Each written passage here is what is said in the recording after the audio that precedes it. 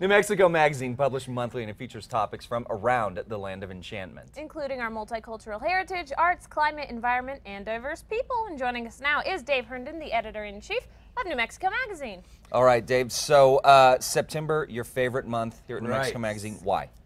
Because it's prime time. There's just so much to do. The weather is perfect, and there are great events throughout the state. I mean, it's kind of like it's a great month for New Mexicans. You know, it's like we have a lot of months, a lot of events for you know, visitors and tourists and stuff. But like we have the state fair, we have the Hatch Chili Festival, we have Fiesta de Santa Fe, and then the weather's perfect time for touring, and it's jam-packed with events that are only in New Mexico. Right. Yeah, let's talk a little bit more specific about these events that you guys cover in the issue. Sure.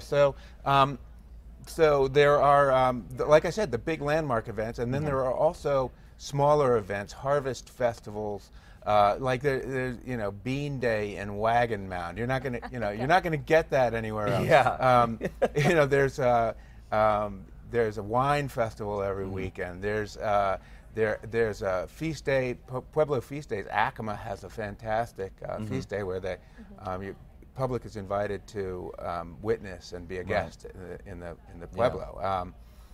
There's just one event after another. Lots of studio tours, art studio tours in September. Well, they're starting to cool off a little bit. It's a good time to get out. Now, I'm curious because Dave, you were saying a little earlier before the show that there's a lot of wine festivals going on, and of course, before California took the crown as being the big wine country, New Mexico back in the day, we were big wine country. So let's talk about some of the wineries and some of these tours that we can go on. Right. So the reason there was a wine, what you said is true historically, is because the Catholic missionaries brought the grapes with them, in the 17th century. Right.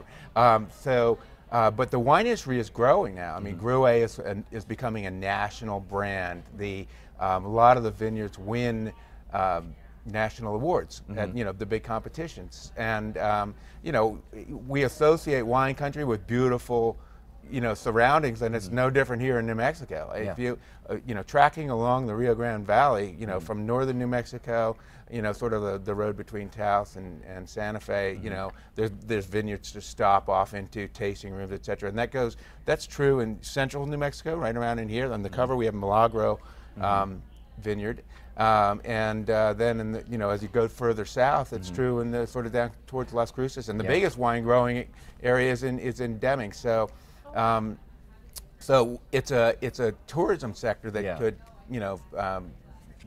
we give people a guide to in this issue, and no better time of year to do it than September when there are wine festivals every weekend. Yeah, absolutely. Well, one thing we unfortunately won't get a chance to talk about, but in this article, you also talk about a lot of stuff on the El Camino Real.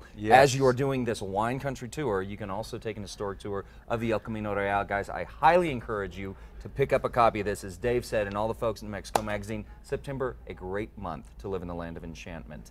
Dave, thanks for coming in. For more information on New Mexico Magazine, head over to casa.com, and while you're at New Mexico, nmmagazine.com, pick up a subscription. Exactly. That's the easiest way to do it.